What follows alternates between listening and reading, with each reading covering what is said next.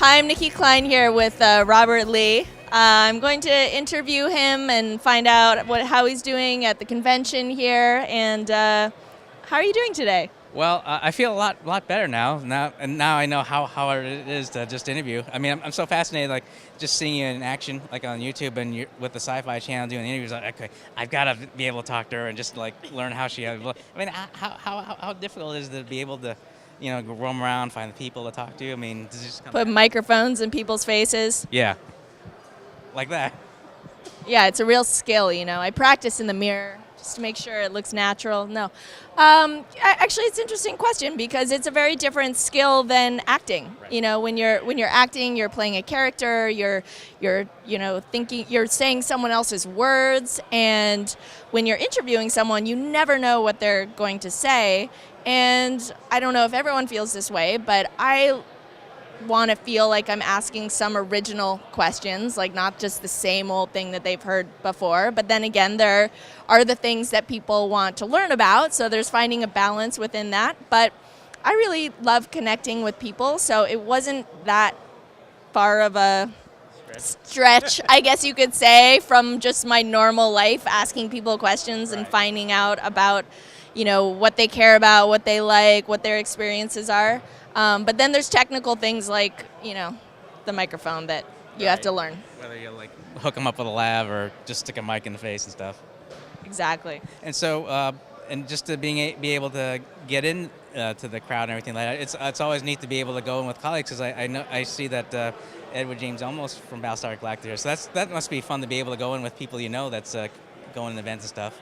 Definitely. Well, that allows me a little more liberty to ask them questions about things that I may be the only one that knows about, right? So that's always fun. Yeah.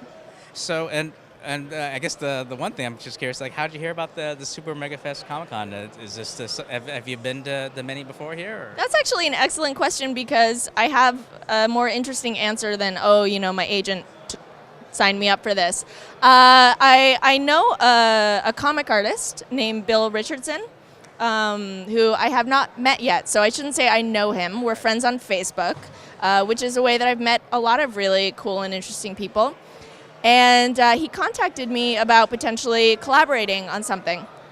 And we have not been able to meet, we've tried, connected. I'm just very bad at Facebook and messaging altogether. But anyway, he said, I'm going to be at this convention, and Edward James Olmos is going to be there. I could connect you with the promoters to maybe come, and then we could also meet in person and chat about, possibly doing something. So he told the promoter that I might be interested, and so then I ended up here. And well, the promoter was interested, clearly. Right. I didn't just show up, I promise.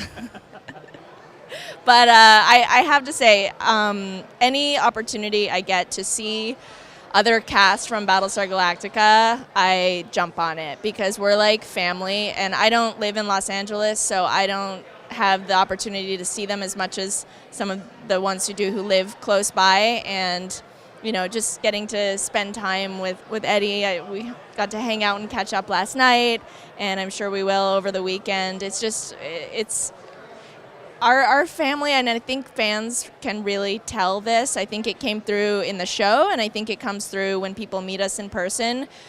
We're like family, and we always will be. And all the fans of the show are like our extended family. So it's really a special opportunity that we have to come to these events.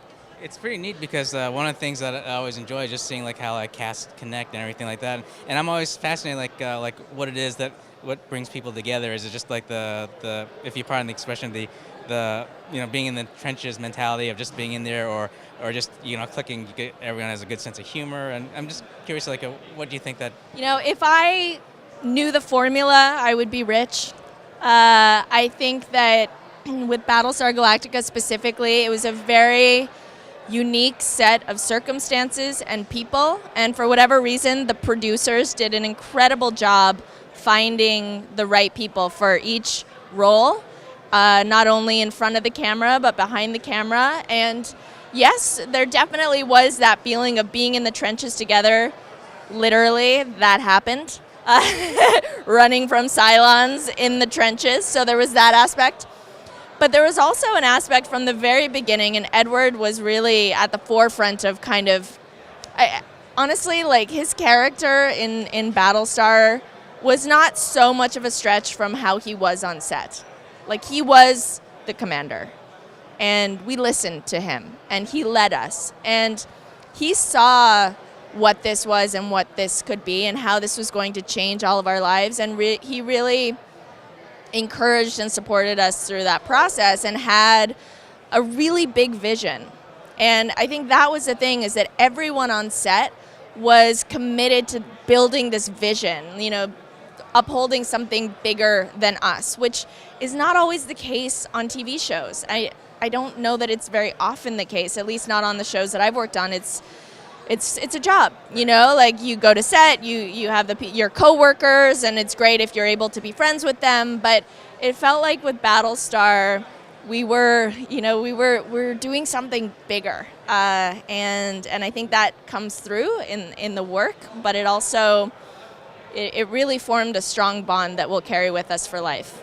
I mean, it's really neat just to hear that, just because it's very rare that people would like the idea of just taking people on their wing and just to help them nurture and to grow further. And I'm curious, like, I think one of the recent projects I heard about, the personal spaces, is that something that you see that's developing with that project? Yes, you know, it's funny. Like, I feel so fortunate to be involved with projects like this. I mean, Battlestar was just luck. You know, I just happened to be in the right place at the right time and look the right way to play Callie. And then Personal Space was something that I was contacted by a group of really amazing people who had this idea for a script for a web series. And what it is, here's my new role. I don't know if you can you see it?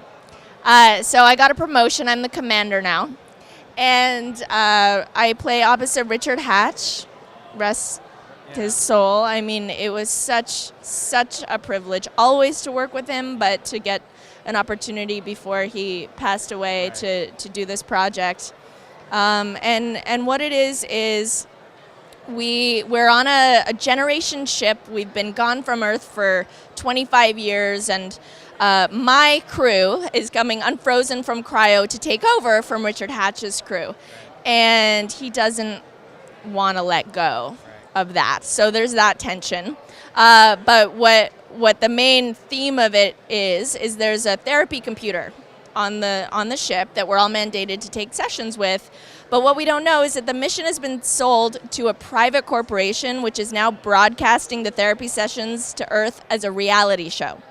So you have this combination of like reality TV and the therapy computer. Instead of trying to keep the peace as reality shows do, it's more like spreading rumors, starting, you know, it gets an upgrade, and then there's all sorts of drama that ensues. So it's a lot of fun. It's a comedy, kind of dark sci-fi. And another thing that I find really cool about it is that the creators are huge nerds when it comes to science. Okay. So all of the science in it is legit.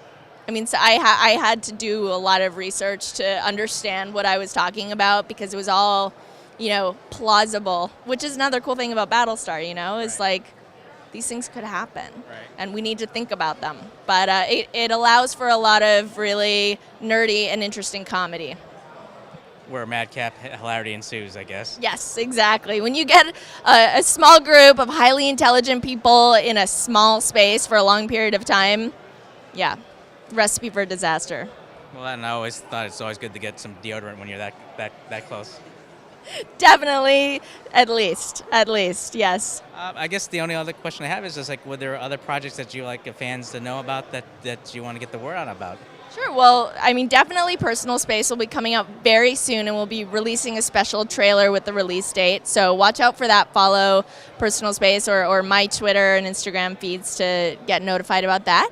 And I also work with a media company that analyzes news called The Knife Media, which you can check out at theknifemedia.com. And we basically break down the top news stories and show you how much they use spin and slant and illogical conclusions so that you can kind of cut through all the bullshit, pardon my French, and understand what's going on in the world, as well as have a more critical perspective on how the news may be distorting the information. I thought you were going to say, like, cut through the frack for a second there. Cut through the frack.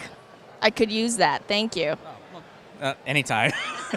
Well, thank you so much for spending time with us there, and Thank you. just look forward to check out all the stuff, especially the personal space and come through the frack there. So, and thanks you. for taking the helm with the camera.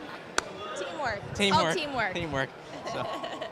So that's all for now. We'll check back later, guys. Hi, I'm Nicki Clyne. I played Callie on Battlestar Galactica, and you're watching Everybody's Hometown Geek. Talking to you here from SuperMegaFest in Marlborough. I cannot say that. Marlborough, Massachusetts.